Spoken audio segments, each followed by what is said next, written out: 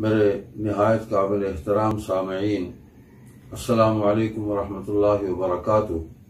عزیز مکرم مولانا محمد طیب جامی کی فرمائش پر، جو بزم خطبہ پاکستان کے امیر ہیں، فن خطابت کورس کے سامعین کے لیے چند معروضات پیش خدمت ہیں۔ ان کا حسن ظن ہے، چونکہ میرا تعلق ایک ایسی شخصیت کے ساتھ ہے، خاندانی نسبت ہے، حضرت امیر شریعت سید عطا اللہ شاہ بخاری رحمۃ اللہ علیہ، جو اس برصغیر پاک و ہند میں اپنی دیگر خصوصیات اور صفات کے ساتھ ساتھ سب سے زیادہ جس صفت کے ساتھ معروف ہوئے وہ خطابت ہے کہ وہ اپنے عہد کے سب سے بڑے خطیب تھے۔ سو اس نسبت کی وجہ سے میرے محترم بھائی نے مجھ سے یہ فرمائش کر دی کہ اس عنوان پر میں کچھ عرض کر سکوں۔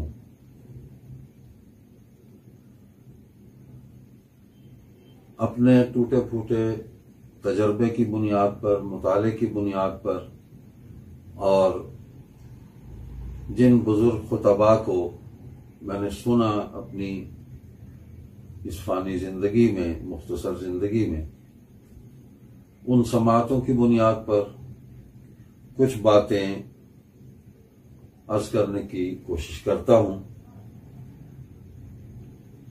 شاید آپ اس سے کوئی نفع اٹھا سکیں اور اللہ تعالیٰ میری اس گفتگو کو میرے لیے بھی نافع بنا دے، آپ کے لیے بھی نافع بنا دے۔ پہلی بات تو یہ ہے کہ خطابت کیا ہے۔ یوں سمجھیے کہ ایک انسان نے جب گفتگو کی، اس نے کلام کیا اور دوسروں نے سنا، یہی خطابت ہے، اور یہ انسانی زندگی کا بہت ہی اہم ترین ایک شعبہ ہے۔ بچپن، لڑکپن، جوانی، بڑھاپا، یہ زندگی کے مراحل ہیں، اور بچپن کی توتلی زبان سے خطابت شروع ہوتی ہے، اور جب بڑھاپے میں آدمی پہنچتا ہے تو خطابت اپنی تکمیل کو پہنچ چکی ہوتی ہے۔ اس میں زندگی کے تجربات، علم، مشاہدہ سب کچھ شامل ہو جاتا ہے، اور ابلاغ، اس کے اندر ایک پختگی آ جاتی ہے۔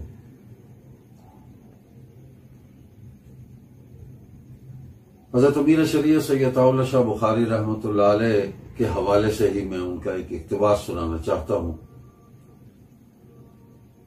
آپ فرمایا کرتے تھے کہ خطابت انبیاء کی میراث ہے۔ ہر نبی بنیادی طور پر خطیب ہی ہوتا ہے، مصنف نہیں۔ انبیاء کرام علیہم الصلوات والتسلیمات نے خطابت کے ذریعے ہی اللہ تعالیٰ کا پیغام اللہ کی مخلوق تک پہنچایا ہے، اور خطابت پر فرمایا کرتے تھے کہ خطابت اپنا کوئی موضوع نہیں رکھتی، لیکن ہر موضوع کے ابلاغ کا نام خطابت ہے۔ اور خطیب کے متعلق فرماتے تھے کہ خطیب وہی کامیاب ہوتا ہے جو عوام کو ان کی سطح سے اٹھا کر اپنی سطح پر لے آئے۔ یہ بھی فرمایا کہ خطابت فنون لطیفہ کی غیر مرئی آواز کے اجتماعی حسن کا نام ہے۔ چیزوں کا حسن آنکھیں چنتی ہیں، اور آواز کا حسن کانوں سے چنا جاتا ہے۔ یہ چند جملوں میں ایک تجزیہ اور ایک تبصرہ تھا، اور اس میں کچھ بنیادیں بھی آپ نے فراہم کر دی۔ ہم جب اسلامی تاریخ کا مطالعہ کرتے ہیں، سیرت طیبہ کا مطالعہ کرتے ہیں، تو تاریخ، آثار ان سے ہمیں جو کچھ معلوم ہوتا ہے خاص طور پر عربوں کے حوالے سے کہ وہ فطری اور پیدائشی طور پر وہ خطیب تھے. یہ کوئی ایسا فن نہیں کہ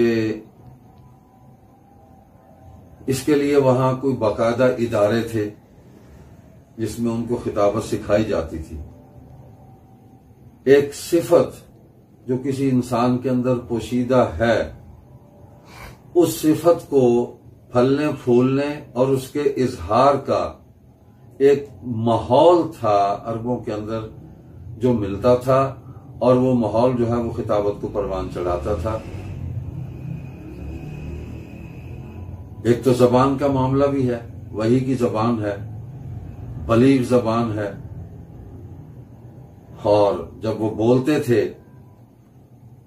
گفتگو کرتے تھے عرب، تو خطابت کے مختلف انداز جو ہیں وہ سامنے آتے تھے. اس پر بہت کچھ لٹریچر میں ہمیں ملتا ہے. حضور صلی اللہ علیہ وسلم نے خطابت کو ہی اسلام کی دعوت کا ذریعہ بنایا. آپ صلی اللہ علیہ وسلم کوہ صفا پہ تشریف لائے اور اس میں فرمایا، دعوت دی کہ میں تم سے کچھ بات کرنا چاہتا ہوں. جمع ہو گئے، مکہ کے لوگ آئے، اس میں جوان بھی آئے، بوڑھے بھی آئے، بچے بھی آئے، اور ہر کسی نے اپنی اپنی سمجھ کے مطابق حضور صلی اللہ علیہ وسلم کی دعوت کو سنا اور اس پر غور و فکر کیا. لیکن آپ صلی اللہ علیہ وسلم نے جو کچھ فرمایا اس میں جو آغاز ہے اس میں ایک ایسا حسن ہے، اس میں ایک تجسس ہے کہ یہ لوگ غور و فکر کی طرف آئیں، اور ایک سوال کیا. ظاہر بات ہے کہ یہ سوال غور و فکر کے لیے تھا کہ میں اگر تم سے کہوں کہ اس پہاڑ کے پیچھے سے ایک لشکر آ رہا ہے اور وہ تم پر چڑھ دوڑے گا، کیا میری اس بات کو تم تسلیم کر لو گے؟ تو اس میں دو باتیں، ایک تو حضور صلی اللہ علیہ وسلم کی شخصیت، آپ کا وہ سارا زندگی کا وہ حصہ جو ان لوگوں کے درمیان گزرا ہے 40 برس کا، ان کے سامنے ہے، اس کی گواہی ہے. اور دوسرا آپ پر اعتماد اس عظیم الشان کردار کی بنیاد پر.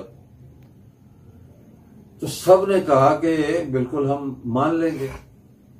تو پھر وہ پیغام جو ان تک پہنچانا مقصود تھا کہ قولوا لا الہ الا اللہ تفلحوا، کہہ دو کہ اللہ کے سوا کوئی عبادت کے لائق نہیں، وہ کامیاب ہو جاؤ گے. تو اس پر پھر رد عمل ہے، وہ بھی ایک فطری بات ہے.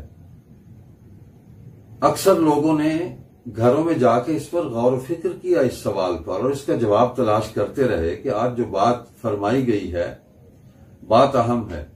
لیکن سردار جو ہیں، خاص طور پر ابو لہب اور اس کی جتنی بھی وہ پارلیمنٹ تھی، وہ لوگ اس پر مشتعل ہوئے کہ ان کی سرداریاں اور ان کی جو اقتدار تھا، ان کا جو اختیار تھا، وہ خطرے میں پڑ گیا. حضور صلی اللہ علیہ وسلم کی یہ دعوت مؤثر ہوئی، گو کہ اس دعوت کے نفاذ کے لیے ایک سفر طویل کرنا پڑا. مدینہ طیبہ، ہجرت، پھر واپسی، پھر فتح مکہ، پھر خطاب ہوا. اور نبی علیہ الصلوۃ والسلام نے پچھلا تانا کوئی نہیں دیا. فرمایا تو یہی کہ بتاؤ آج تمہارے ساتھ کیا سلوک کروں. پھر سوال تھا. اور اس کے اندر جو حسن ہے، اس کے اندر جو اخلاق ہے، وہ اپنے کمال پر ہے. تو بڑی سمجھدار قوم تھی، باشعور قوم تھی وہ، جس کے اندر اللہ پاک نے حضور صلی اللہ علیہ وسلم کو مبعوث فرمایا تھا. تو جواب یہی دیا کہ آپ تو اخی کریم ہیں، بہت ہی مہربان بھائی ہیں، اور ایک مہربان بھائی اپنے بھائیوں کے ساتھ جو سلوک کرتا ہے اس کی توقع آپ سے رکھتے ہیں، تو آپ نے وہی سلوک ان سے کیا. انتم الطلقاء، جاؤ آزاد ہو تم، اور عام معافی ہو گئی. پھر وہ سارے لوگ دائرہ اسلام میں داخل ہو گئے. یہ خطابت کی بھی معراج ہے، اور نبوت اپنے کمال پر ہے، اور تبلیغ جو ہے وہ اپنی تکمیل پر ہے. ہر چیز اپنی بلندی اور اپنی تکمیل پر پہنچی ہے. ایک چیز جو حضور صلی اللہ علیہ وسلم کے خطبات کے اندر ہمیں خاص طور پر ملتی ہے، وہ خطبات میں اختصار ہے، جامعیت ہے، اور بلاغت ہے اس کے اندر. ظاہر بات ہے کہ یہ کلام نبوت ہے، اور اللہ تعالیٰ نے یہ صفت حضور صلی اللہ علیہ وسلم کو خاص طور پر عطا فرمائی. اور گفتگو مختصر ہے لیکن علم اس کے اندر بے پناہ ہے. آج ہم دیکھتے ہیں کہ حدیث پاک کا ہم مطالعہ کرتے ہیں، حدیث پاک کا جملہ ایک ہے. مثلا آپ نے فرمایا انما بعثت معلما،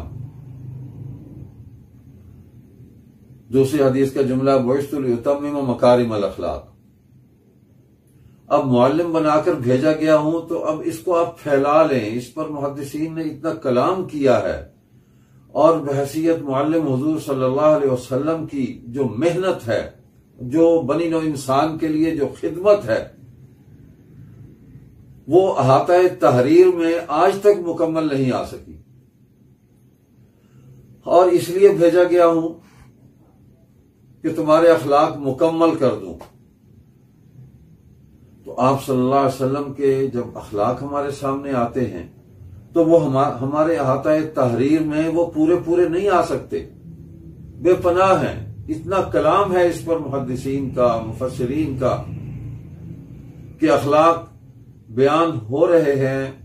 1441 سال ہو گئے، آج تک نبی اکرم صلی اللہ علیہ وسلم کی سیرت کے مختلف پہلوؤں پر، ہر گوشے پر الگ الگ سے لوگوں نے محنت کر کے اتنا کچھ اللہ کی مخلوق کے سامنے پیش کر دیا ہے، لیکن تشنگی اور پیاس باقی ہے. تو کلام مختصر ہے، علم بے پناہ ہے. تو جس طرح تمام انبیاء خطیب تھے، اور حضور صلی اللہ علیہ وسلم خطیب الانبیاء ہیں، جہاں نبی الانبیاء ہے وہاں خطیب الانبیاء بھی ہیں. تو صحابہ بھی سب کے سب خطیب تھے. گو کسی بھی نبی نے کتاب نہیں لکھی، یہ کام وہ نہیں کرتے تھے. انبیاء کے مقام سے یہ فرعتر مقام ہے کہ نبی نہ کتاب لکھتا ہے نہ پڑھتا ہے، لیکن نبی جو کچھ بیان کرتے ہیں وہ کتابوں پر بھاری ہے اور قیامت تک بھاری رہے گا. اس کو سنا جائے، اس کو لکھا جائے. تو صحابہ رضی اللہ عنہم ورضوا عن حضور صلی اللہ علیہ وسلم کے خطبات بھی سنتے تھے، اور ان کو یاد بھی کرتے تھے، اور ان کو لکھتے بھی تھے. چنانچہ خطبات نبوی جمع ہے، احادیث یہ بھی آپ کا کلام ہے، گفتگو ہے، مختصر بھی ہے، کچھ احادیث کچھ طویل بھی ہیں موقع کی مناسبت سے. تو صحابہ نے ان کو بھی لکھا، اور حضور علیہ السلام کے حکم سے لکھا کہ تم لکھو. تو صحابہ خطیب بھی تھے اور صحابہ کاتب بھی تھے. قرآن کو بھی لکھا، حدیث کو بھی لکھا. پھر تابعین کا دور آیا تو ان میں بھی خطیب تھے، بڑے بڑے خطیب تھے، اور ہر خطیب کا اپنا ایک انداز تھا، اپنا اس کا ایک مزاج تھا، اس کی اپنی کچھ صفات تھیں. لیکن بنیاد جو ہے، بنیاد اگر تو وہ مسلمان ہے تو اس کی بنیاد قرآن ہے، حدیث ہے، سنت ہے، صحابہ کا عمل ہے. اسی کو بنیاد بنا کر وہ اپنی خطابت کو آگے لے کے چلتا ہے، اور اسی دائرے کے اندر رہتے ہوئے اپنی بات کو آگے پہنچاتا ہے، کوشش کرتا ہے. یعنی ہم دیکھتے ہیں کہ ایک طرف حجاج بن یوسف کے مظالم ہیں اور دوسری طرف اس کی خطابت ہے. کمال خطیب تھا. جس دن وہ اقتدار سنبھالنے کے لیے آیا تو اس نے آ کر قوم کے سامنے کھڑے ہو کر اس نے کہا کہ ایھا الناس، اے لوگو، میں نے تم پر اقتدار اللہ سے مانگ کر لیا، اور میں جب گھر سے چلا کہ آج میں اپنی قوم سے مخاطب ہونے والا ہوں، تو تمہارے لیے ایک تحفہ لے کر میں گھر سے چلا تھا۔ اب دیکھیں اس کے اندر بھی گفتگو کے آغاز میں ہی ایک جستجو اور غور و فکر کی ایک بات اس نے پیش کی کہ میں گھر سے چلا تو ایک تحفہ تمہارے لیے لے کر نکلا تھا، لیکن وہ راستے میں کھو گیا۔ یہاں مزید اس نے ایک پریشانی پیدا کر دی، تجسس پیدا کر دیا کہ کیا تحفہ تھا جو گھر سے لے کے نکلا اور وہ راستے میں کھو گیا۔ تو پھر کہا کہ میں اس کی جگہ ایک نیا تحفہ تمہارے لیے لے کے آیا ہوں۔ گھر سے جب میں نکلا تو تمہارے لیے ایک میں درہ لے کر نکلا تھا تمہاری پٹائی کے لیے، وہ گم ہوا، تو پھر میں تمہارے لیے بہترین تحفہ جو لے کر آیا ہوں، تو اس نے میان سے تلوار کھینچی اور اس کو فضا میں لہرایا کہ یہ تمہارے لیے لے کر آیا ہوں۔ تو علامہ ابن کثیر رحمہ اللہ نے تاریخ میں لکھا ہے البدایہ والنہایہ میں کہ جب اس نے تلوار لہرائی اور یہ جملہ کہا تو کچھ لوگ جو اس کو پتھر مارنے کے لیے آئے کھڑے تھے اور ہاتھوں میں انہوں نے کنکریاں لی ہوئی تھی، تو ان کی مٹھیاں کھل گئیں اور کنکر نیچے گر گئے۔ ایک ہیبت تھی، اور جس انداز سے اس جملے کو ادا کیا ہوگا، ظاہر بات ہے وہ خطابت کی انتہا ہے۔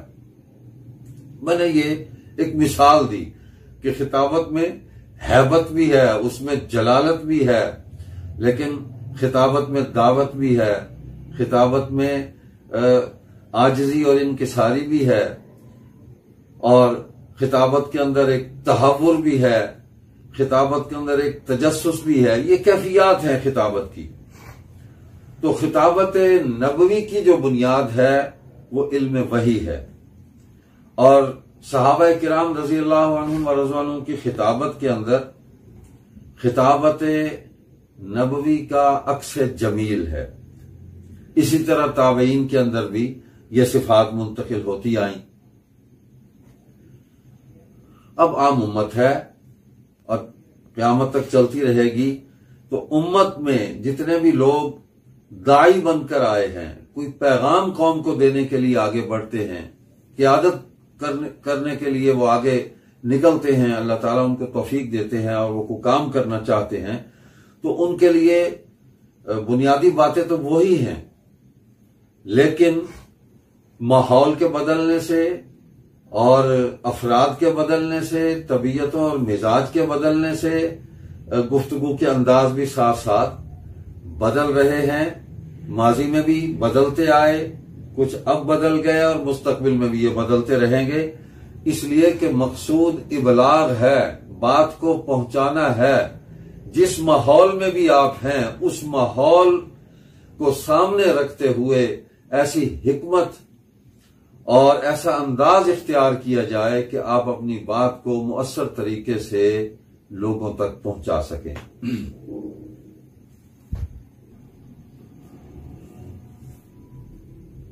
خطابت کے لیے بنیادی چیز موضوع کا تعین ہے، اور سب سے زیادہ جو ہمیں موقع ملتا ہے، خاص طور پہ ہم جو مولوی کہلاتے ہیں، جمعے میں عوام سے گفتگو کا، تو اس میں موضوع کا تعین انتہائی ضروری ہے۔ تو اس میں وقت بھی مختصر ہوتا ہے، اور موضوع کا تعین کر کے سب سے بنیادی چیز ہے کہ آیات قرآنی ان کا تعین کیا جائے۔ اور اب کوئی مسئلہ نہیں ہے، اس پر مضامین قرآن حکیم کے عنوان سے کئی اشاریے بن چکے ہیں، اس پر کتابیں آ گئی ہیں، عربی میں بھی موجود ہیں، اردو میں بھی موجود ہیں، اور احادیث ان کا انتخاب، قرآن اور حدیث، سیرت طیبہ، کوئی واقعہ جو آپ کے اس جو بھی موضوع متعین کیا ہے اس کے ساتھ مناسبت رکھتا ہے، اس کو ذہن میں رکھا جائے اور ترتیب میں اس کو رکھا جائے۔ پھر اسی طرح سیرت صحابہ کہ سیرت طیبہ کی عملی جو تصویر ہے، جو تعبیر ہے، وہ صحابہ اکرام رضی اللہ عنہ کی سیرت میں ہمیں ملے گی۔ یہ بنیادی چیزیں ہیں، تو اس کو تیار ضرور کرنا چاہیے موضوع کا انتخاب کر کے، اور قرآن کریم کی آیات زیادہ تلاوت کرنی چاہیے۔ اس کی دو جو اس کے فائدے ہیں، سب سے پہلا فائدہ تو یہ ہے کہ تلاوت قرآن کریم مستقل عبادت ہے، اس کا ثواب ہے، پڑھنے کا اور سننے کا، دونوں کو ثواب ملے گا۔ دوسرا یہ ہے قرآن کریم اپنا ایک اثر رکھتا ہے، اللہ کی کتاب ہے، اس کی تلاوت کے اندر اللہ پاک نے بہت ہی اثر رکھا ہے کہ سننے والے جب قرآن کریم کی آیات سنتے ہیں تو اس کے بعد اس کو سمجھنے کے لیے ان کے دل و دماغ جو ہیں وہ آمادہ اور تیار ہوتے ہیں، اور ایک طلب اس کے اندر پیدا ہو جاتی ہے کہ جو آیات پڑھی گئی ہیں ان کا ترجمہ ہمیں معلوم ہو، جو احادیث پڑھی گئی ہیں ان کا ترجمہ، ان کا معنی، ان کا مفہوم، یہ ہم تک پہنچے اور ہم اس کو سیکھیں اور سمجھیں۔ یہ قرآن کریم کا اعجاز ہے۔ پھر قرآن کریم کے تلفظ، اس کا بہت زیادہ اہتمام کرنا چاہیے۔ عام طور پر ہمارے جو مروجہ واعظین چلتے ہیں، تلفظ قرآن کریم کا ٹھیک نہیں ہوتا، اس کا برا اثر پڑتا ہے بچوں پر، خاص طور پر کہ وہ اسی انداز میں پڑھنے کی کوشش کرتے ہیں، سر دیکھتے ہیں، تلفظ نہیں دیکھتے۔ تو قرآن کریم کو صحیح تلفظ کے ساتھ پڑھنا چاہیے، اور تلفظ سیکھنے کے لیے عرب قراء کی تلاوتیں تو انٹرنیٹ کی دنیا ہے، موجود ہے اس پر اتنا کچھ، اور خاص طور پر اگر شیخ محمد صدیق المنشاوی رحمہ اللہ ان کی تلاوتوں کو سنا جائے، وہ حدر میں بھی موجود ہیں اور تجوید اور قرات کے اندر بھی، مختلف لحون کے اندر بھی موجود ہے، ان کو سنا جائے اور اپنے تلفظ کو درست کیا جائے۔ تاریخ کو بھی ساتھ رکھا جاتا ہے، لیکن تاریخی واقعات کو قرآن، حدیث اور سیرت طیبہ، سیرت صحابہ، اجماع امت، ان بنیادوں کو سامنے رکھتے ہوئے تاریخی واقعات کو جو اس سے مناسبت رکھتے ہوں، تائید کرتے ہوں، ان کو بیان کیا جائے۔ تاریخ میں بے سر و پا باتیں بھی ہیں، لوگوں کی ذاتی آراء بھی ہیں، اور اس سے نقصان ہوتا ہے، اور ہمیں اپنی گفتگو کے اندر کوشش کرنی چاہیے زیادہ سے زیادہ کہ ہم اپنی بات کم سے کم کہیں لوگوں سے، اللہ اور اللہ کے نبی صلی اللہ علیہ وسلم کی باتیں زیادہ سے زیادہ لوگوں تک پہنچائیں، صحابہ کرام کی زیادہ سے زیادہ باتیں ان تک پہنچائیں، ان واقعات کو ان تک پہنچائیں، اس لیے کہ دین تو ہمیشہ کے لیے ہے، قیامت تک کے لیے ہے، ہر زمانے میں تر و تازہ ہے۔ قرآن بھی، حدیث بھی، حضور علیہ السلام کی سیرت بھی، آپ کی سنت بھی، آپ کی جد و جہد بھی، صحابہ کے اعمال، اجماع، ہر چیز، اجماع امت، وہ قیامت تک تر و تازہ ہے، ہر زمانے کے لیے کافی ہے۔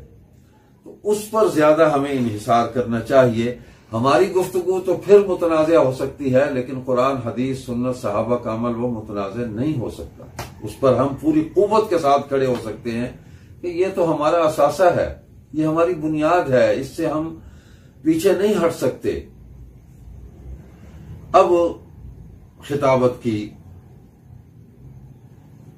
یعنی خطاب کی تیاری کے لیے جو کچھ دیکھتے ہیں مزید، اس میں کتابوں کا انتخاب، یہ بھی ایک معیار ہم سے چاہتا ہے۔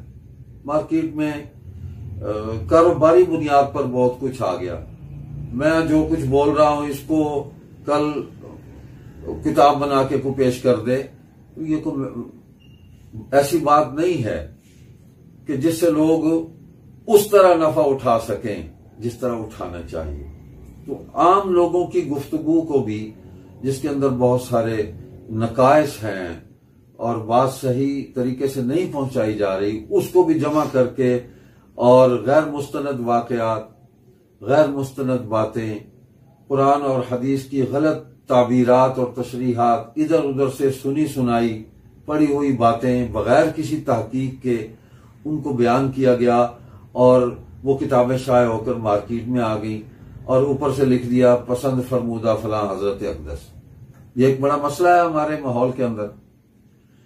تو اب جس آدمی نے اس کو اٹھایا، جو جس حضرت کے ساتھ محبت رکھتا ہے، اس نے اپنے حضرت کا نام پڑھا اور کتاب لے لی اور شروع ہو گئے. تو بے شمار چیزیں ایسی سامنے آئی ہیں مطالعے کے اندر کہ وہ معیاری چیزیں نہیں ہیں، اس کا عوام کے اندر نقصان ہے.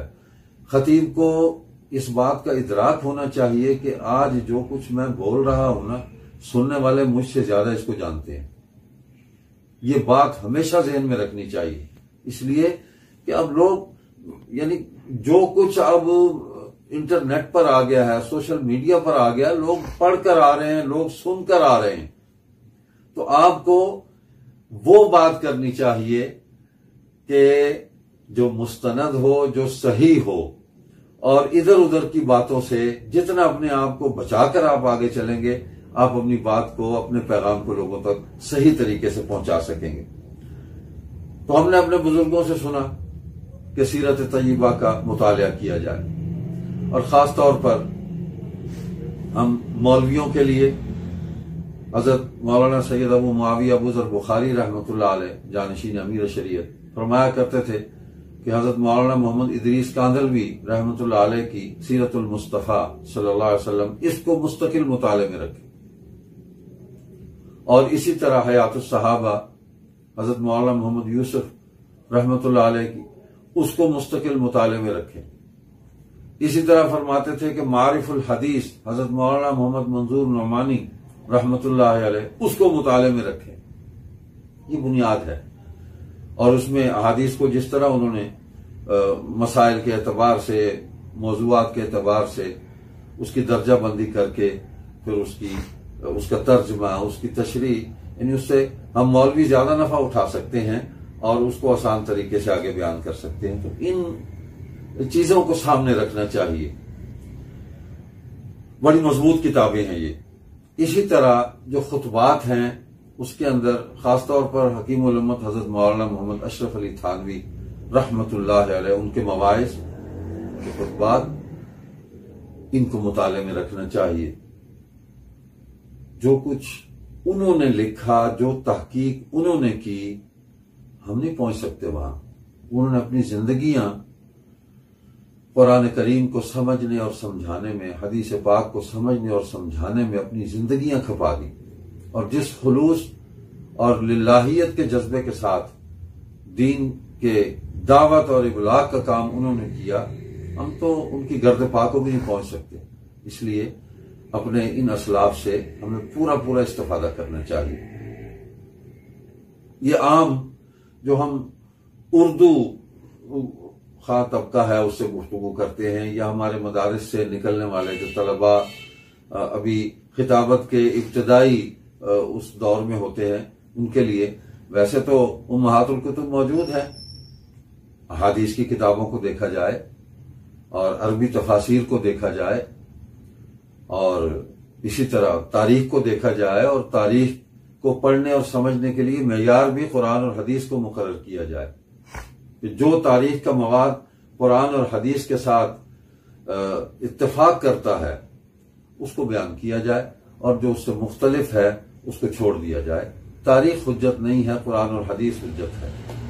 تو تاریخ جتنی قرآن اور حدیث کے ساتھ اتفاق کر جائے اس کو تسلیم کر دیا جائے.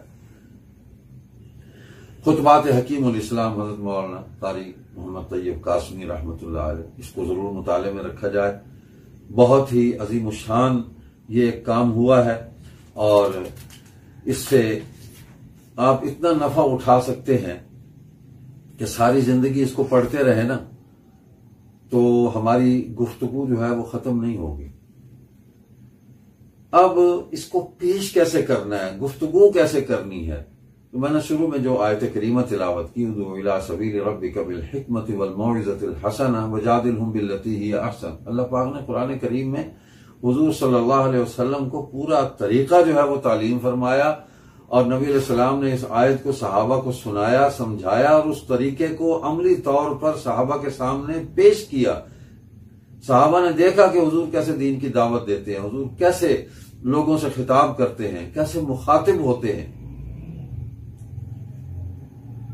وہ ایک سادہ سا شعر ہے، حافظ لدھیانوی ایک شاعر تھے، اللہ تعالیٰ ان کی مغفرت فرمائے، بہت نعتیں لکھی انہوں نے، کئی مجموعے ہیں، کہ بات کرنے کی ادا ہوتی ہے، بات کرنے کی ادا ہوتی ہے، نکہت گل بھی صدا ہوتی ہے۔ بات کرنی ہے نا، وہ کسی اچھے سے اچھے لہجے میں بھی آدمی سخت سے سخت بات کہہ سکتا ہے اور وہ ہو جاتی ہے، لوگ قبول بھی کر لیتے ہیں اس کو۔ گفتگو کے لیے زبان پر عبور، اگر ہم اردو میں گفتگو کر رہے ہیں تو اردو زبان پر ہمیں عبور ہونا چاہیے، کم از کم جتنی ہم گفتگو کریں اس میں 80-90% الفاظ تو ہمارے صحیح تلفظ کے ساتھ لوگوں تک پہنچیں۔ ہم جو کچھ بولیں گے تلفظ غلط ہوگا تو لوگوں کا تلفظ بھی غلط ہو جائے گا۔ ہمارے میڈیا نے جو سب سے بڑا نقصان پہنچایا ہے کہ ہماری زبان کو خراب کر دیا، اردو کو خراب کر دیا، پنجابی زبان کو خراب کر دیا، انگریزی زبان کو خراب کر دیا۔ اس کے اندر جو آیا اس نے ایک اپنا ہی لہجہ دے کے اور اس کا بیڑا غرق کر دیا، نقصان والی بات ہے۔ تو زبان پر عبور اور اس کے لیے ادب کا مطالعہ، ادبی کتابوں کو دیکھا جائے، اور نثر کے ایسے ایسے شاہکار ہیں، مولانا ابوالکلام آزاد کو پڑھا جائے نا، غبار خاطر پڑھیں تو اندازہ ہوگا کہ اردو کیا ہے۔ میں نے ایک کتاب کا نام لیا، مطلب بے شمار ادب کا لٹریچر ہمارے موجود ہے ہمارے ہاں ماحول کے اندر، اس کو دیکھا جائے، جستہ جستہ اس کو مطالعہ کیا جائے اور اپنی زبان کو درست کیا جائے، لغت کو سامنے رکھا جائے اور اس میں تلفظ کا صحیح جیسے اندراج ہے اس کو دیکھ کر تلفظ کو ویسے ہی اس کا اظہار کیا جائے۔ اسی طرح اشعار ہیں، شعر پڑھتے ہیں، لیکن ہمارے مذہبی ماحول کے اندر عام طور پر شعروں کا بیڑا غرق ہوتا ہے، کسی کی ٹانگ توڑ دی، کسی کا ہاتھ توڑ دیا، کوئی مصرع چھوٹا ہے، کوئی مصرع بڑا ہے، اور پھر سر لگا کے چھوٹے مصرعے کو ہم بڑا کرتے ہیں، سر کے ذریعے برابر کرنے کی کوشش کرتے ہیں۔ اس قسم کے جو انداز ہیں اس سے عوام کے اندر ایک تاثر اچھا نہیں ہوتا۔ لوگ شعر کو پڑھنے والے، شعر کو جاننے والے اور ادبی ذوق رکھنے والے لوگ بھی موجود ہیں۔ ہمیں یہ ادراک ہونا چاہیے کہ ہمارے مخاطبین میں جو لوگ بیٹھے ہوئے ہیں ان میں ہر شعبے کا آدمی موجود ہے، اور ہمیں ہر طریقے سے وہ دیکھ رہا ہے، جانچ رہا ہے، پرکھ رہا ہے ہماری حرکات و سکنات کو، ہماری گفتگو کے انداز کو، اور جو کچھ ہم کہہ رہے ہیں اس کو ہر پہلو سے، ہر شعبے کا آدمی ہمیں دیکھ رہا ہے، پرکھ رہا ہے۔ تو اللہ تعالیٰ سے دعا یہ کرنی چاہیے کہ اے اللہ ہماری اس گفتگو کو مؤثر بنا دے۔ یہ ایک بنیادی چیز ہے۔ میں نے شروع میں ایک بات عرض کی کہ حضور صلی اللہ علیہ وسلم کے خطبات کم سے کم ہیں، مختصر ہیں، لیکن جامعیت زیادہ ہے۔ میں نے اس میں غور کیا تو ایک بات سمجھ میں آئی کہ آج ہم جتنا زیادہ بولیں گے ہماری گفتگو میں معترض کو زیادہ سے زیادہ اس کو مواد ملے گا اعتراض کرنے کے لیے، اور جتنا کم بولیں گے اس کو اتنا کم مواد ملے گا۔ ویسے حدیث پاک میں ہے بھی کہ ہماری زبان کے ساتھ جو ہے وہ بلائیں بندھی ہوئی ہیں، تو اس کو جتنا کم استعمال ہم کر سکتے ہیں اتنا ہی کم استعمال کرنا چاہیے۔ زیادہ استعمال سے ظاہر بات ہے کہ وہ فساد ہی پھیلے گا، پھر بلائیں آئیں گی، اور اس کے مظاہر ہم روز دیکھتے ہیں اپنے معاشرے کے اندر، اپنے ماحول کے اندر۔ تو حضور صلی اللہ علیہ وسلم کے خطبات کا مطالعہ اور اس انداز کو، اور یہ بھی ہے کہ بعض دفعہ آپ صلی اللہ علیہ وسلم ایک بات کو 3 مرتبہ اس کو دہراتے، ارشاد فرماتے تاکہ لوگوں کو ذہن نشین ہو جائے، لوگوں کو یاد ہو جائے۔ صحابہ نے حدیثیں ایسے نہیں لکھ لی، اسی وجہ سے کہ ان کو حدیثیں یاد ہو گئیں۔ تو اس بات کو ہمیشہ مد نظر رکھنا چاہیے۔ علاقائی زبانیں ہیں، اگر ہمیں علاقائی زبانیں جہاں کوئی زبان بولنی پڑتی ہے تو اس پر عبور ہونا چاہیے، ورنہ اس کو نہ بولا جائے۔ اور اگر کوئی بات کسی بھی علاقائی زبان میں پہنچانا چاہتے ہیں تو پھر وہ جتنی بولی جائے وہ بات اتنی ٹھیک بولی جائے۔ آپ سرائکی علاقے میں ہیں تو سرائکی محاورہ، سرائکی لب و لہجہ وہ آپ کو معلوم ہونا چاہیے کہ اس کے بھی کئی لہجے ہیں، قدم قدم پہ تو لہجے بدلتے ہیں۔ تو آپ جہاں کھڑے ہیں وہاں کیا لہجہ ہے، لوگ کس انداز میں اس زبان کو بولتے ہیں، محاورہ کیا ہے یہاں، اس کو سامنے رکھنا چاہیے، ورنہ چھوڑ دینا چاہیے اور اردو کے اندر ہی بات کر کے اپنی بات کو مکمل کر دینا چاہیے۔ پنجابی ہیں تو پھر پنجابی آنی چاہیے آپ کو، اور اس میں کوئی دلچسپی کی بات ہے، کوئی لطیفہ ہے، کوئی برجستہ گوئی ہے تو کم سے کم، اور اس کے اندر بھی ابتذال نہ ہو، حسن ہو کہ لوگ آپ کے اس بیان سے، اس لطیفہ گوئی سے یا اس طنز سے متنفر ہونے کی بجائے اس سے لطف اندوز ہو۔ اصل بات یہ ہے، اور یہ درمیان میں ایک تفریح ہوتی ہے کہ اگر تقریر کچھ طویل ہو گئی ہے تو اس میں ایک تفریح کا سما کہ لوگوں کے اذہان جو ہیں وہ کچھ اگر دوسری طرف متوجہ ہو گئے تو پھر یکجائی ہو جائے اور کچھ تھوڑا سا تر و تازہ ہو جائے۔ ان بنیادی چیزوں کو ہمیں ملحوظ خاطر رکھنا چاہیے، اور دیکھیں کہ وعظ، درس، تقریر، خطاب، اس میں پھر احتجاجی تقریر ہے، احتجاجی خطاب ہے، عوامی خطاب ہے، ایک پارلیمنٹ میں خطاب ہے، ایک مکالمہ ہے، ایک مذاکرہ ہے۔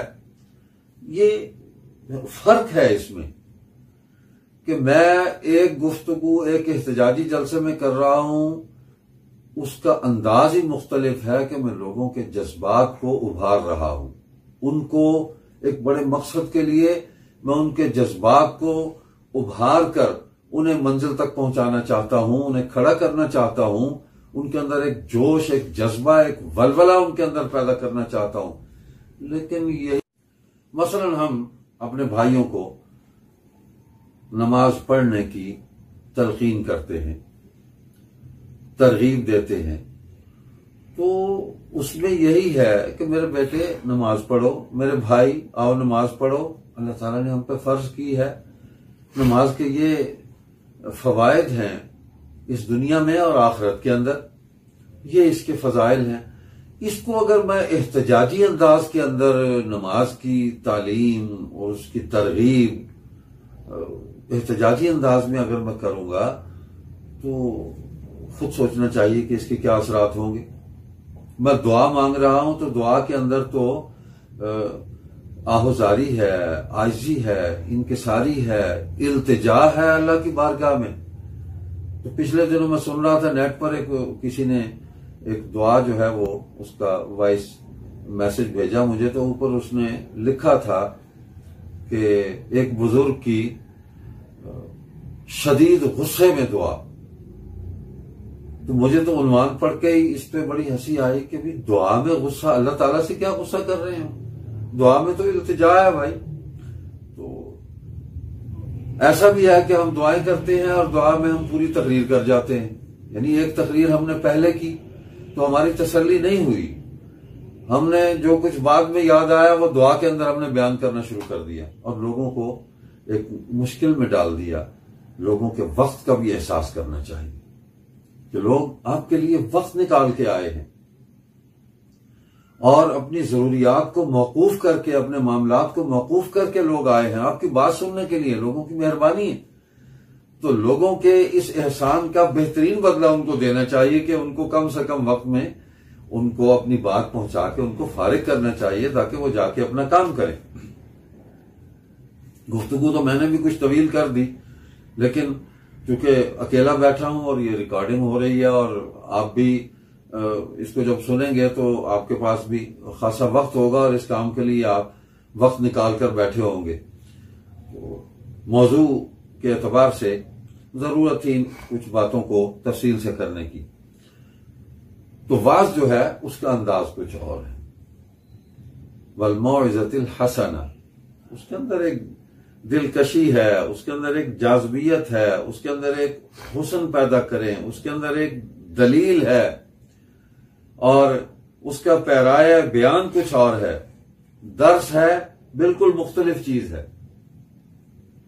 وہ سبق پڑھانا ہے، درس قرآن کریم، درس حدیث بالکل مختلف چیز ہے، اس کا انداز بھی مختلف ہے، تقریر ہے بالکل مختلف انداز ہے، خطاب ہے، اس کے اندر ایسا بھی ہے کہ آمد ہوتی ہے، اللہ تعالیٰ باتوں کو سجھاتے ہیں، اور آدمی بعض اوقات بغیر کسی تیاری کے بھی بولنے لگ جاتا ہے اور بولتا چلا جاتا ہے، اللہ سجھاتے چلے جاتے ہیں. کیونکہ یہ ورثہ انبیاء ہے نا، تو اس خطابت کے اندر بھی کئی معجزے ہوتے ہیں. ہمارے ساتھ کئی دفعہ ایسا ہوا، تیاری کی، موضوع سارا بالکل تیار کیا، ایک ذہنی ترتیب بنائی، اور جو ہی مسجد میں داخل ہوئے جمعہ کے خطاب کے لیے تو شوں کر کے سارا کچھ دماغ سے اڑ گیا، بلکہ وہ جدید زبان میں کہتے ہیں کہ سم بند ہو گئی، ڈسک کی اڑ گئی کہ کیا پڑھ کے آیا تھا، کیا ترتیب بنی تھی. ممبر پہ بیٹھا، یا العجب یا اللہ کیا ہوگا آج میرے ساتھ. تو پھر استغفار ہے، اللہ سے مدد مانگی جائے. اس کے یعنی ہم اپنے علم پر جب انحصار کر کے جاتے ہیں کہ میں، ایک تکبر بھی پیدا ہو جاتا ہے، بڑا عالم ہوں، بڑا خطیب ہوں، بڑا آج میں نے مطالعہ کیا، اور بڑی تقریر ٹھوک بجا کے کریں گے اور ایسی لگے گی کہ کیا یاد کریں گے لوگ. تو صاحب یہ اللہ تعالیٰ کو یہ انداز پسند نہیں ہے. تو اپنے ساتھ تو یہ کئی مرتبہ بیتا، بالکل یعنی خطبہ شروع کر دیا، جا کے استغفار کیا، خطبہ شروع کر دیا. اس وقت تک قرآن کریم کی آیت ذہن میں نہیں تھی، لیکن جو ہی خطبے کے الفاظ مکمل ہوئے، اللہ پاک نے کھٹاک سے دماغ کے اندر ایک آیت کریمہ جو ہے اس کو ڈال دیا، اور اس نے مہربانی کر دی، اس نے شفقت فرما دی، اس نے اپنی رحمت کر دی. اس آیت کریمہ کو پڑھا اور گفتگو کا آغاز ہو گیا. پھر قرآن کا ابلاغ، اللہ اکبر، قرآن کا اعجاز، قرآن کی برکت، سبحان اللہ، کہ اس میں پھر آدمی چلتا چلا گیا. پھر احادیث بھی یاد آتی گئی، اور اصل بنیادی چیز استغفار ہے، اللہ سے اپنی اس خطا پر معافی مانگنا، اور اللہ ہی سے اس گفتگو کے اندر برکت کو طلب کرنا. حضرت امیر شریعت سید اللہ شاہ بخاری رحمۃ اللہ علیہ کا معمول تھا کہ وہ استغفار بہت کرتے تھے، اور تقریر سے پہلے پڑھتے بھی تھے، اور خاص طور پر سبحانک لا علم لنا الا ما علمتنا انک انت العلیم الحکیم، اس آیت کریمہ کو پڑھتے تھے. رب اشرح لی صدری ویسر لی امری واحلل عقدۃ من لسانی یفقہوا قولی. اور اسی طرح سورہ الم نشرح، اس کو خاموشی سے تلاوت کرتے تھے، آواز نہیں آتی تھی. اور پھر 10 مرتبہ درود پاک پڑھتے تھے، صلی اللہ علی نبینا و حبیبنا محمد. اس کو اپنے ہاتھ کی انگلیوں پر پڑھتے تھے، اور چھوٹی انگلی سے پڑھتے ہوئے انگوٹھے تک آتے تھے، پھر چھوٹی انگلی سے ہی مٹھی کو کھولتے ہوئے انگوٹھے کو کھولتے تھے. 10 دفعہ پڑھ کے ہاتھ پہ بھی پھونک مارتے تھے، اپنے سینے پر بھی پھونک مارتے تھے، اور مجمع پر بھی پھونک مارتے تھے کہ یا اللہ بس اس کلام کی برکت سے، اور خطیب الانبیاء حضرت محمد کریم صلی اللہ علیہ وسلم، جو صفت آپ نے اللہ ان کو عطا فرمائی تھی، مجھے میری اوقات کے مطابق اس میں سے کچھ حصہ عطا فرما دیں، تاکہ میں اللہ آپ کے دین کی بات کو آپ کی مخلوق تک پہنچا سکوں. اور یہ بھی معمول تھا کہ یہ سب کچھ پڑھ کے اس کا اصال ثواب ہدیہ کرتے تھے حضور صلی اللہ علیہ وسلم کی بارگاہ میں. آپ کی آل، آپ کی ازواج مطہرات امہات المومنین، اور اسی طرح خلفائے راشدین اور تمام صحابہ رضی اللہ عنہم، ان کی خدمت میں ہدیہ اصال ثواب کر کے پھر گفتگو کا آغاز فرماتے تھے، اور اللہ پاک اس کے اندر برکت پیدا فرما دیتے تھے. ایک بات فرماتے تھے کہ میں نے کبھی تقریر کی تیاری نہیں کی، بس جو پڑھا ہوا ہے اس کو یاد کرتا رہتا ہوں، تیاری نہیں کی. تو ایک مرتبہ ایسا ہوا، یہ انفرادی نوعیت کا واقعہ ہے، یہ ہر آدمی اس پر نہیں چل سکتا، بس اللہ پاک جس کو کچھ صفت عطا فرما دیں۔ تو کہتے ہیں کہ ممبئی میں جلسہ تھا کانگریس کا، اور جواہر لال نہرو کے والد موتی لال نہرو کے گھر میں کانگریس کا اجلاس تھا، وہاں سے اٹھے اور جلسہ گاہ میں آ گئے، اور سائمن کمیشن آیا ہوا تھا اور بر صغیر کی تقسیم کا جو منصوبہ تھا اس پر مذاکرات چل رہے تھے اور منصوبے سامنے آ رہے تھے، تو وہاں تقریر تھی۔ تو میں نے پہلی مرتبہ زندگی میں ایک ترتیب بنائی کہ اس طرح ان نکات کو میں ترتیب سے بیان کر دوں گا۔ تو وہاں جب میں پہنچا تو موتی لال نہرو نے وہ تمام نکات جو میں نے سوچے تھے اسی ترتیب کے ساتھ سارے کے سارے بیان کر دیے، اور میں فارغ ہو گیا ذہنی طور پہ۔ پھر میں نے استغفار کیا، اللہ سے معافی مانگی کہ آج میں نے اپنے ذہن پر بہت ہی انحصار اور اعتماد کر لیا، اور اللہ تو اس سے نہیں مانگا، تو مجھے معاف کر دے، یہ کافر بیٹھے ہیں، کافر نے تقریر کیا، مشرک نے، تو اس کے سامنے تو مجھے رسوا نہ کر، میں تیرا عاجز بندہ ہوں، مسلمان ہوں۔ تو کہتے میں کھڑا ہوا تو میں نے دیکھا کہ سامنے کچھ لوگ سائمن کمیشن کا علامتی جنازہ بنا کے تو اس کو اٹھا کے جا رہے تھے جلسہ کے آخر میں، اور نعرے لگا رہے تھے سائمن کمیشن مرد آباد۔ تو یہ اللہ تعالیٰ نے میرے لیے عنوان باندھا، مجھے مہیا فرما دیا۔ تو میں نے وہ جنازہ دیکھا تو فوراً غالب کا شعر جو ہے وہ کھٹاک سے میرے ذہن میں اللہ نے ڈالا کہ ہوئے مر کے تم جو رسوا ہوئے، کیوں نہ غر کے دریا، نہ کہیں جنازہ اٹھتا نہ کہیں مزار ہوتا، نہ کبھی جنازہ اٹھتا نہ کہیں مزار ہوتا۔ تو وہ ایسا برمحل شعر جو ہے وہ لوگوں نے سنا، اور اس پر موتی لال نہرو جو ہے پھڑک اٹھے اور کہنے لگے ارے ارے ارے ارے ارے ارے، اور میں نے کہا بیٹھو بس، اب اللہ تعالیٰ نے میری مدد کر دی ہے، اب دیکھو کیا ہوتا ہے۔ تو میں نے اللہ کا شکر ادا کیا، اور پھر گفتگو ہوئی اور سب کی تقریریں جو ہیں وہ ملیا میٹ ہو گئی، لیکن اس پر تکبر نہیں فرماتے تھے۔ آخری دور میں یہ بھی ہوا کہ ایک دن بیٹھے ہوئے خود کلامی شروع کر دی، اپنے آپ کو کوسنے لگے، کیا ہو تم، آتا ہے تمہیں کیا پڑھا تم نے، کیا تم نے تقریر کی، دماغ خراب ہو گیا تمہارا۔ تو وہ پاس بیٹھے ہوئے دوست تھے، ابا ان میں مولانا محمد یاسین رحمۃ اللہ علیہ، وہ سنایا کرتے تھے۔ ہم پریشان ہو گئے کہ شاہ جی کے ذہن پر کوئی اثر ہو گیا۔ کہتے کچھ دیر بعد طبیعت بحال ہوئی تو ہم نے عرض کیا کہ شاہ جی کیا ہوا آپ کو، کیا باتیں کر رہے تھے؟ فرمایا کچھ نہیں، بس بیٹھا تھا ایسے، ذہن جو ہے وہ ایک جلسے کی طرف چلا گیا، دہلی کا جلسہ تھا، لاکھوں لوگ تھے سننے والے، اور وہ تقریر ہوئی تھی، تو میرے دل میں یہ بات آئی کہ کیا تقریر کی تم نے، کیا خطابت کا انداز تھا، اور کیا لوگوں کا جوش و خروش تھا، اور کیا لوگوں کی محبت تھی، اور کیا گفتگو کی تم نے، ایسی کون کرے گا۔ تو یہ شیطان میرے دل کے اندر یہ وسوسے ڈال رہا تھا، تو میں اپنا علاج کر رہا تھا، میں تو اللہ سے معافی مانگ رہا تھا، مجھے آتا کیا ہے، میرے پاس ہے کیا، میں تو اس کا علاج کر رہا تھا کہ جو وسوسہ میرے اندر آیا۔ تو یہ بھی خود احتسابی بھی ساتھ ہے۔ تو اللہ تعالیٰ یہ صفت عطا فرما دیں تو اس پر اترانا بھی نہیں چاہیے، اور تکبر نہیں کرنا چاہیے۔ علم عاجزی پیدا کرتا ہے، انکساری پیدا کرتا ہے، اور اسی عز اور انکسار کے اندر ہی اللہ تعالیٰ عزت عطا فرماتے ہیں۔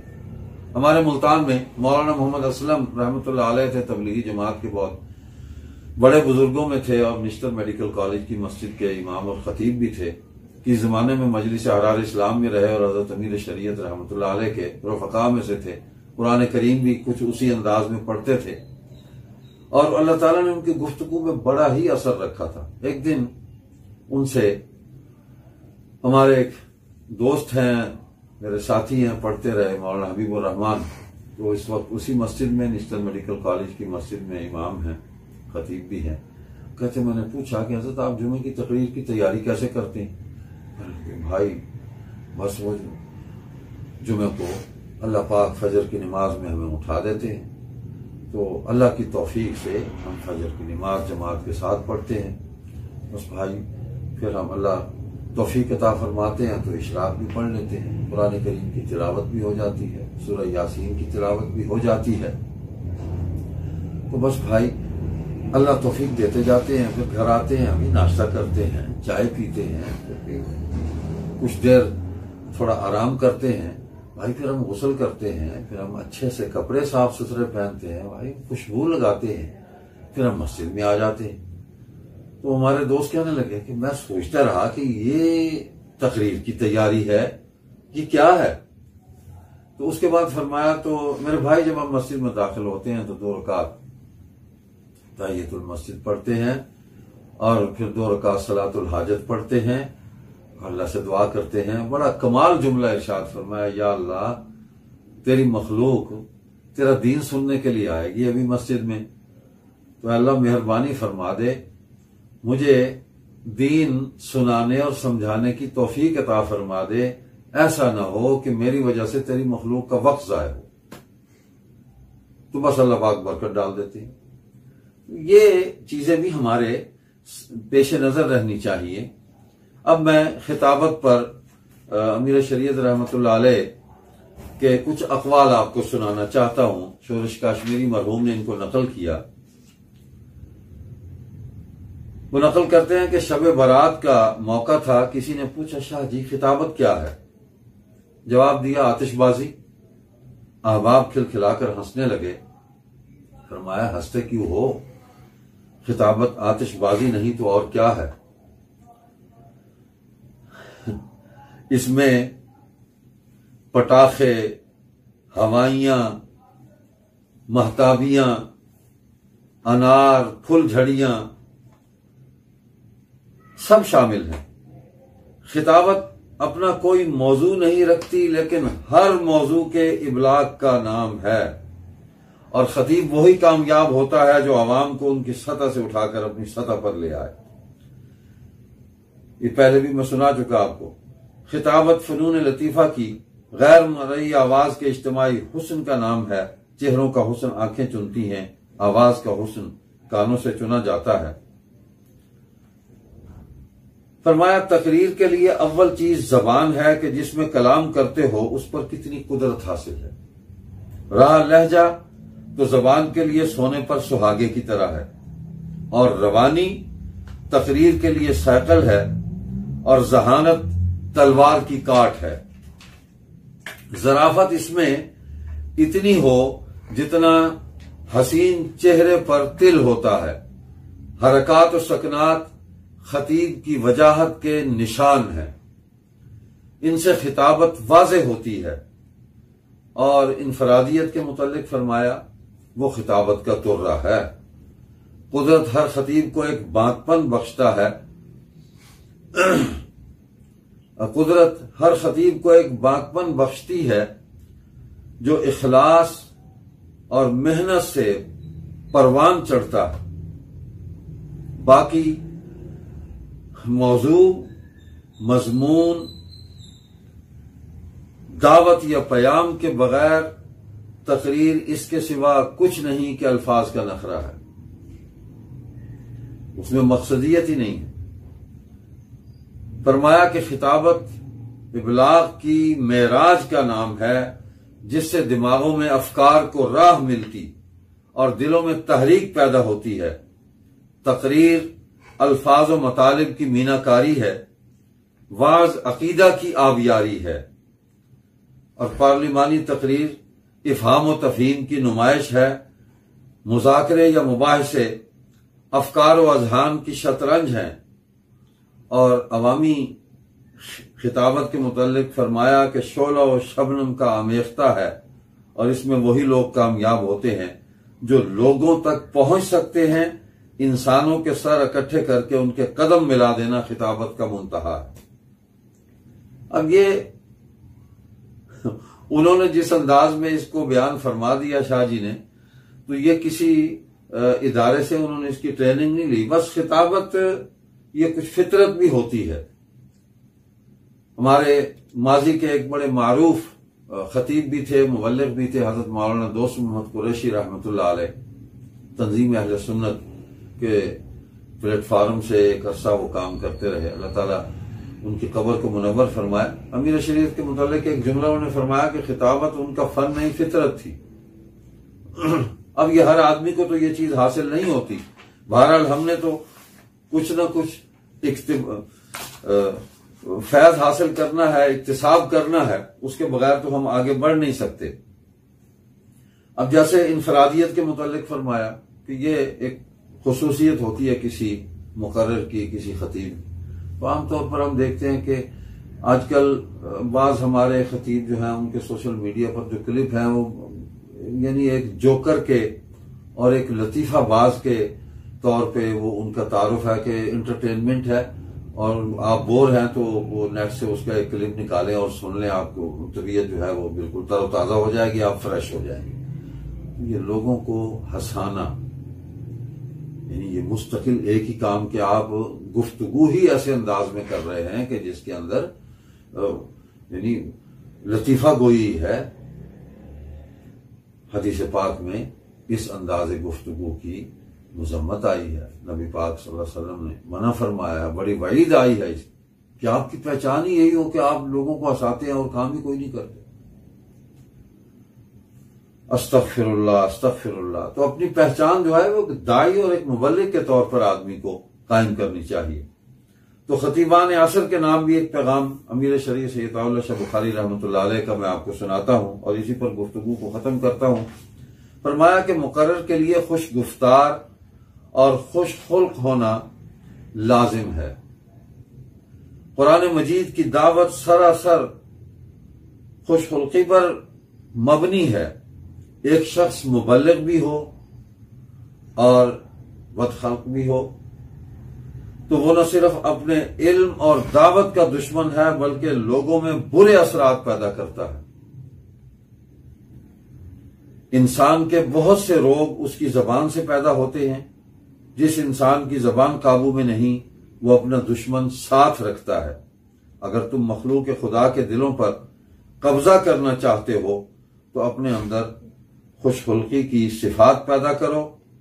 خوش گفتاری اگر گفتگو یا تقریر کا جوہر ہے تو خوش خلقی انسان کا زیور۔ خطابت انبیاء کی میراث ہے، یہ پہلے بھی میں آپ کو سنا چکا ہوں۔ پھر فرمایا کہ اللہ تعالیٰ نے موسیٰ اور ہارون علیہ السلام کو فرعون سے ہم کلامی کے لیے نصیحت فرمائی، وَقُولَا لَهُ قَوْلًا لَيِّنًا لَعَلَّهُ يَتَذَكَّرُ أَوْ يَخْشَىٰ، کہ آپ دونوں فرعون سے نرم و گداز گفتگو فرمائیں، ہو سکتا ہے وہ نصیحت حاصل کرے۔ اور قرآن کریم نے حسن مخاطبت کی تذکیر عام یوں فرمائی، وَقُولُوا لِلنَّاسِ حُسْنًا، بات وہ کرو جو حسن بکھیرے۔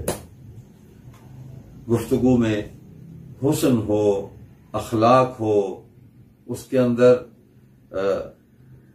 دلیل ہو، اس کے اندر علم ہو، حجت ساتھ ہو، سوچ سمجھ کر بات کی جائے۔ ایسی بات نہ کی جائے کہ دوسرے لمحے آپ کو اس بات پر معذرت کرنی پڑے۔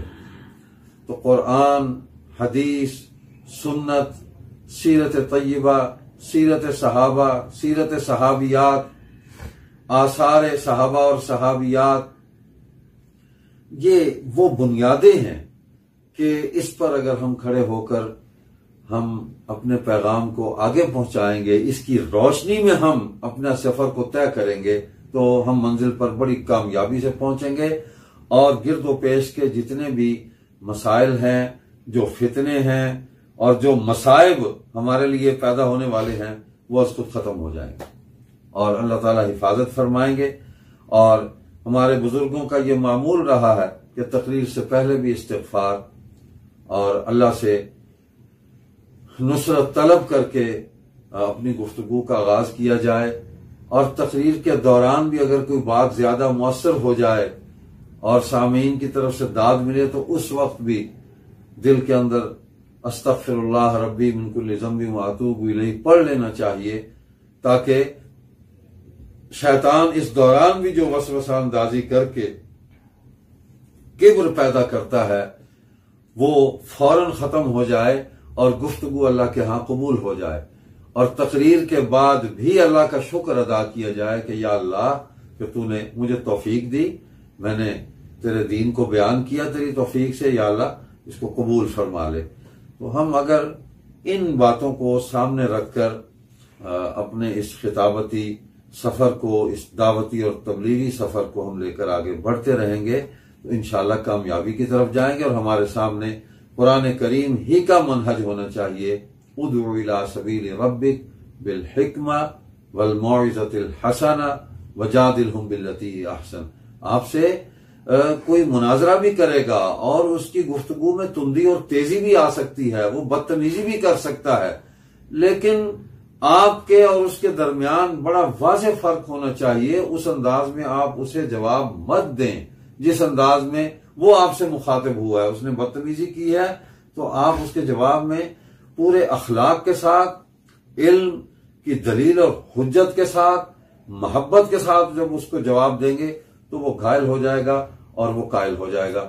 اللہ تبارک و تعالیٰ آپ کو جزائے خیر عطا فرمائے اور آپ کو زندگی کی آئندہ راہوں پر کامیابی سے ہمکنار کرے۔ اللہ آپ کو دین کا داعی اور مبلغ بنائے اور خطابت کے ذریعے آپ اپنی اس محنت کو لے کر آگے بڑھتے رہیں اور اللہ سبحانہ و تعالیٰ آپ کو بے پناہ اجر عطا فرمائے۔ میں آپ سب کا شکر گزار ہوں، داعی حضرات کا بھی اور آپ سب سامعین کا بھی۔ سبحانک اللہم و بحمدک، نشہد ان لا الہ الا انت، نستغفرک و نتوب الیک۔ والسلام علیکم ورحمۃ اللہ وبرکاتہ۔